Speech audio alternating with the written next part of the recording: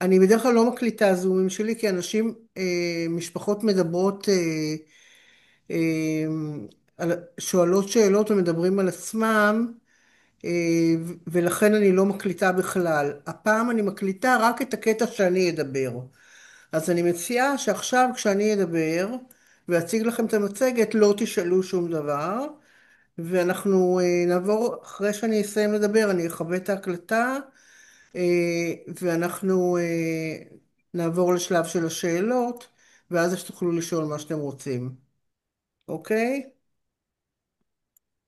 תענו לי. אוקיי, כן. כן, כן, כן, אוקיי, בטח. אוקיי, כן. סבבה. אוקיי. אז עכשיו אני אחזור לשיר של המצגת.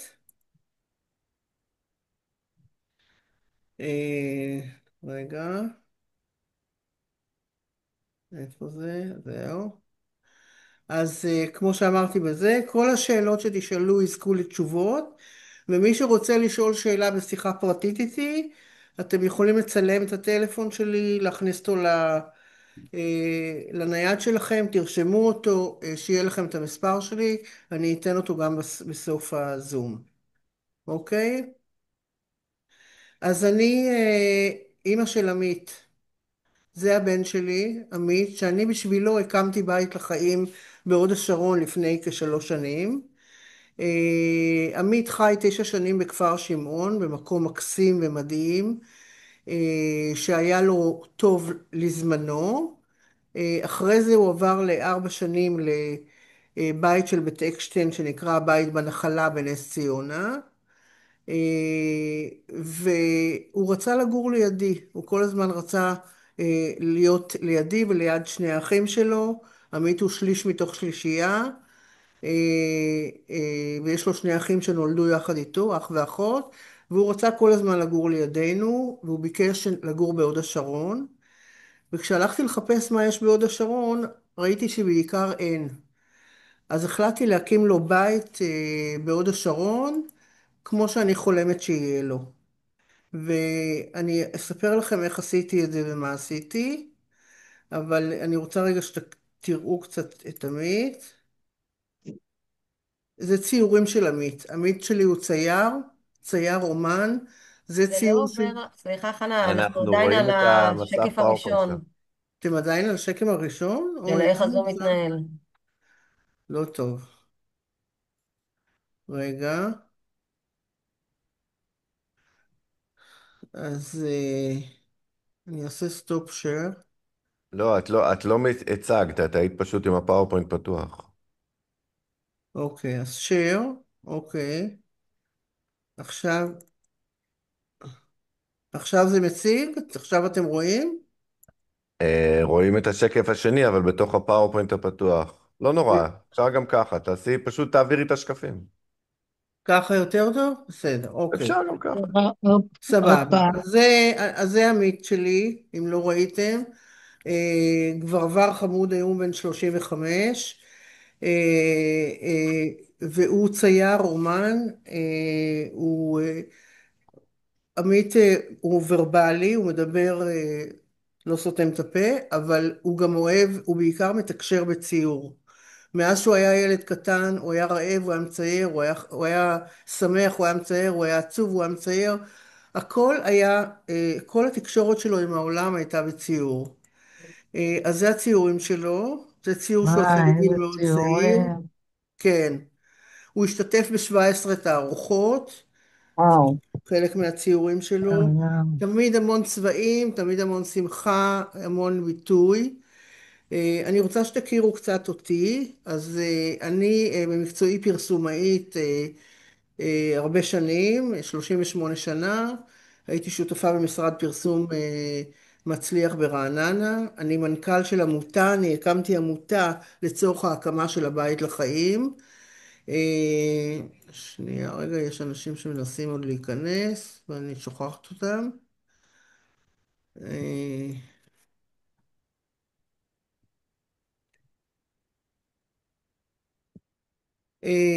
אני פעילה חברתית הרבה שנים, אני לא שומעת כלום. אני פעילה חברתית הרבה שנים ביש עתיד.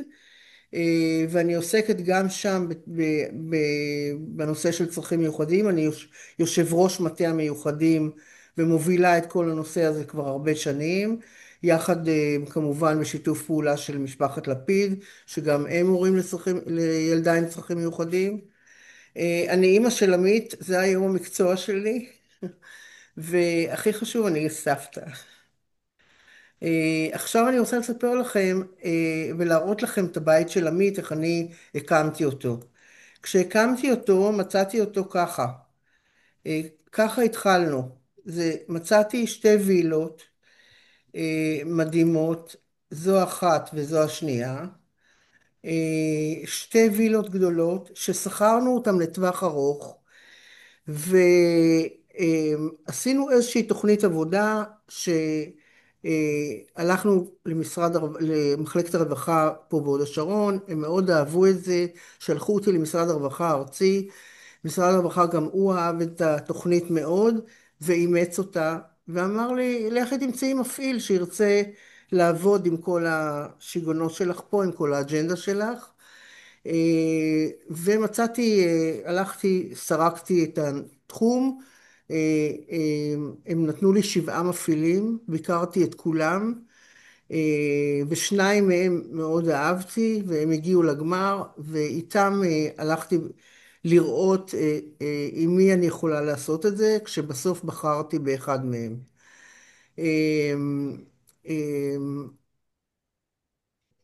הרגשתי שעמית שלי יהיה לו בית הכי טוב והכי מתאים במקום הזה, איפה שאתם רואים, שזה שני הבתים אה, ש, אה, שהם היום, ונשאר פה? זה, אה, זה למה היום, החלפת?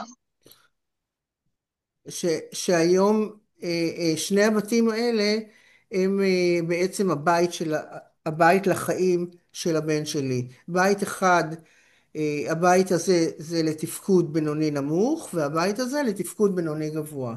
הבית הזה כי הוא נגיש עם מעלית לכל אורך 4 קומות, לכל ילד יש חדר פרטי משלו, והבית הזה, שהוא גם הוא עם 10 חדרים, אה, אז שכחתי. אז, אז, אז הוא לתפקוד בינוני גבוה, אוקיי? אני רוצה להראות לכם קצת תמונות מתוך הבית. לקחנו מהצוות שעיצבה את הבית בהתאמה לצרכים של הילדים.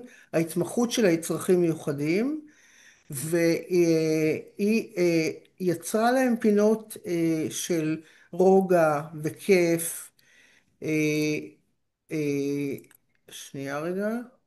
בכדי שהם יוכלו בכל רגע נתון למצוא את עצמם גם ברמת העיצוב וגם ברמת הפריטים שהם משתמשים בהם והאביזרים והריהוט. זה הסלון של הבית של הבן שלי, של עמית. זה פינת האוכל וחלק מהסלון, והכי חשובה זה הדוגמנית. זה הסלון של הבית השני. אלו תמונות של החדרים. כל משפחה עיצבה את החדר של הבן שלה כמו שהיא רוצה, יחד עם המעצבת. ובעצם זה מה שעשינו. יצרנו בית שיש לו אג'נדה של כל אחד חי את החיים הפרטיים שלו, יש לו חדר משלו, שמכיל את כל מה שהוא צריך ואת כל הצרכים שלו, ויחד עם זה הבית פתוח לקהילה.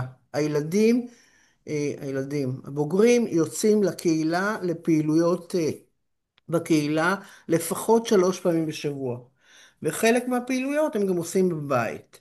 אבל הבית לא הפך להיות מתנס שבו כל יום הם עושים חוג בבית. לא. הם יוצאים לקהילה, הם יוצאים לחוג מוזיקה בתיכון הדרים, הם יוצאים לחוג חברות, הם יוצאים לשבת בבתי קפה, יש להם פעילות שלמה שכולה מתוכננת להיות בקהילה. זה מה שאני עושה היום. אנשים באו וראו את הבית של עמית, אנשים מדברים על משפחות מיוחדות, ואמרו לי, אנחנו רוצים כזה בית לבן שלנו. ואני מצאתי את עצמי עם זה שאני מקימה היום 6 בתים ברחבי הארץ, ואני מקימה גם מרכז תעסוקה מאוד ייחודי. המודל של המרכז תעסוקה, אני מקימה אותו בכפר סבא, והוא יהיה עבור הבית של עמית בהוד השרון, ועבור הבית שאני מקימה בכפר סבא. הנה, שזה הבית הזה, שזה הפרסום שלו, שהוא יחסית הבית הכי מתקדם שאני מקימה. ואיך איך עשינו את זה? אז קודם כל יצרנו קהילה, אוקיי? התאגדנו משפחות והורים מיוחדים שבחרנו להקים יחד את הבית. בעיקר אני קמנו יחד. אני עשיתי את רוב העבודה כיושב ראש העמותה, ו... וההורים היו ממש נהדרים, הם בעיקר לא הפריעו לי. אבל לצורך העניין אנחנו הקמנו עמותת הורים, כי לא היה לנו מישהו כמוני שיבוא ויקים עבורנו, אוקיי? יצרנו קהילה עם מכנה משותף רחב. אצלנו בבית הם כולם על הרצף, למרות שאני לא בעד שכולם יהיו על הרצף. אני בעד בית רב-לקותי, שיש בו גם חבר'ה עם משה או חבר'ה עם תסמונת דאון. אני חושבת שזה נכון יותר, למרות שהבן שלי אוטיסט, אני לא חושבת שהחיים רק במחיצת אוטיסטים זה נכון ומתאים. אני חושבת שצריך לפתוח את זה ללקויות נוספות, ולמרות שתמיד הרוב יהיו אוטיסטים, כי אנחנו רוב באוכלוסייה גם, אבל אני חושבת שצריך לפתוח את זה ללקויות נוספות, ואם תרצו אני ארחיב על זה. אבל קיבלנו החלטה משותפת להקים בית בהובלה של הורים, והובלה של הורים זה נותן את הטון של הצרכים של הילדים, ולא הצרכים של משרד הרווחה, ולא הצרכים של המפעילים, אלא הצרכים של הילדים. זה מה שעמד בראש מעיינינו. אז בנינו תוכנית עבודה, ואישרנו אותה עם כל החברים, ואז הצגנו את זה למחלקת הרווחה המקומית, שלא לדלג מעל הראש של אף אחד, ואישרנו את זה במשרד הרווחה הארצי, שמאוד אהבו את המיזם, ואמרו לי, לכי תחפשי מפעיל. כמו שאמרתי לכם קודם, נתנו לי רשימה של 7 מפעילים, הלכתי ובדקתי אחד-אחד, בציציות, ראיתי את הדירות שלהם, דיברתי עם משפחות שהילדים גרים שם, אה, אה, עשיתי עבודת ממש מחקר על כל מי שעניין אותי. זאת אומרת, היו מפעילים שהם לא מצאו חן בעיניי מההתחלה. זאת אומרת, מי שהרגשתי שהתייחס אל הבן שלי כאל סחורה, אז אני לא אסכים שהוא יהיה המפעיל של הבן שלי. אם מישהו לא יודע מה זה מפעיל, אז אחרי זה אני אתייחס לזה בסוף. מצאנו מבנה מתאים, כמו שראיתם את שני המבנים האלה, 2 וילות ענקיות, שהזכרנו אותם לטווח ארוך, ל5+5, והנועם, הבעלים של הווילות שלנו, הם עושה רווח מאוד מאוד יפה מההשכרה הזאת, ואני חושבת שהוא לא ירצה את הווילות בחזרה, הוא ישמח להמשיך להשכיר לנו. אנחנו גם ביחסים נהדרים איתו. ואז התחיל בעצם, אחרי שמצאנו את הבתים, התחיל תהליך ההקמה עצמו.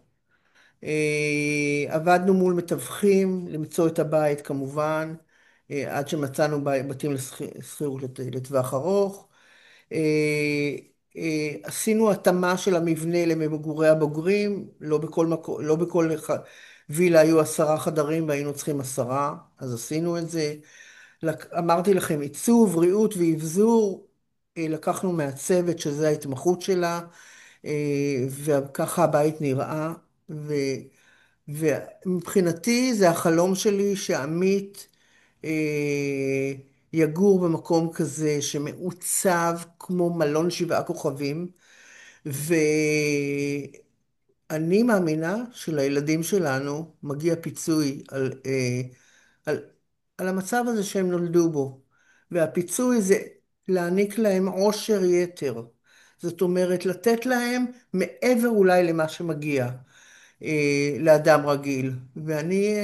אני מממשת את זה ב, ב, בחיים של עמית כרגע עם האג'נדה שלי. ואז הגענו לאכלוס הבית. אוקיי, עכשיו אני אראה לכם את הבית, איך הוא נראה כשהוא מאוכלס. הנה, הילדים כבר גרים פה, לעמית יש חברים, הנה ארוחת ערב, זה דורון יושב בסלון למטה, זה החדר של אחד מהם, לא זוכרת של מי. פה הם עושים שיעור יוגה על החוג יוגה. הנה דורון מנגן באורגנית שלו. אה, פה אתם רואים אותם בארוחת ערב, פה הם מכינים חלות לשבת. הם משתתפים גם בלנקות את הבית, כל אחד מנקה את הבית, מחליף מצעים, כמובן יחד עם המדריכים. אבל אני אגלה לכם שיש גם מנקה.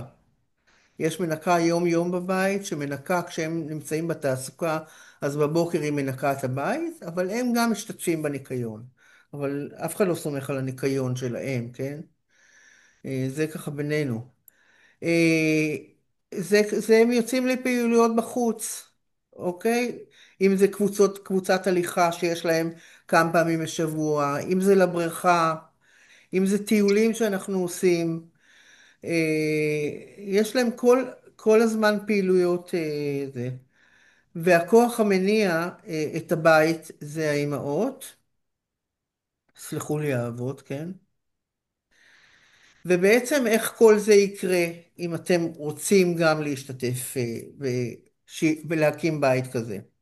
מה שצריך לעשות זה לאשר את ההסכם הקבוצתי שאתם צריכים לחתום מולי, הסדר תשלום חודשי של 300 שקל כל חודש שאתם משלמים לי עבור העבודה שאני עושה לכם, ואז אנחנו נוכל להקים קהילה עבור 24 חברים של הקבוצה, כי בית הוא 24 חברים, שמתחלקים לפי החוק החדש, 24 חברים מתחלקים על 4 בתים, שכל בית מכיל 6 בוגרים, אוקיי? ואז כל ה4 בתים הם, או 4 מבנים, הם היום בית. נתכנס כולנו לקבוצת וואטסאפ אחת שבה נקבל עדכונים שוטפים. אחת לחודשיים נתכנס לקבלת החלטות בזום, יהיה לנו מפגש זום שבו אני מעדכנת אתכם ואנחנו עושים החלטות מה אנחנו רוצים, איזה תוכנית עבודה, איזה מפעיל אנחנו בוחרים, בדרך כלל אני מביאה לכם את האפשרות לבחור ושאתם תחליטו. אחת לרבעון אנחנו נערוך מפגש משפחות להיכרות של המשפחות והיכרות גם של הילדים, של הבוגרים. נקים ועד פעולה לכל בית שיעבוד יחד איתי ועם המפעיל בכדי לקדם את הבית, אחרי שבחרנו כמובן את המפעיל. אמרתי לכם, נכין תוכנית עבודה, אני מכינה תוכנית עבודה, ואנחנו נאשר אותה עם כל הגורמים בכל עיר שבו אנחנו מדברים על הבית. זאת אומרת, אם זה מודיעין, אז מחלקת הרווחה של מודיעין, אותו דבר בראשון, אותו דבר בפרדס חנה. אני כמובן אכין את התוכנית עבורכם, ונצא למסע לבחירת המפעיל, נתאם יחד איתו אבני דרך, נאתר את המבנה המתאים כמו שאנחנו עשינו, בדרך כלל בעזרה של הרבה מאוד מתווכים, שהמפעיל משלם כמובן את המתווכים. ואני שמתי ככה, יצרתי פה איזה ציר זמן שתראו על מה אני מדברת. יצירת הקהילה של 24 משפחות זה תהליך של 4 חודשים, שבו אני מכינה גם את תוכנית העבודה. אישור תוכנית העבודה, איתור והחלטה על המפעיל, זה תהליך של 4 חודשים. איתור המבנים וההתאמה שלהם זה 4 חודשים, וריהוט ואבזור הבית ואכלוס הבית זה 4 חודשים. זאת אומרת, אנחנו מדברים על תהליך של בין שנה לשנה וחצי. אל תפסו אותי על החודש, פה חודש שם, סליחה, אבל אנחנו מדברים על שנה, שנה וחצי של תהליך. אוקיי? זהו, אז עכשיו ברשותכם אני אחזור רגע לזה, אני אכבה את ההקלטה, ואז אתם תוכלו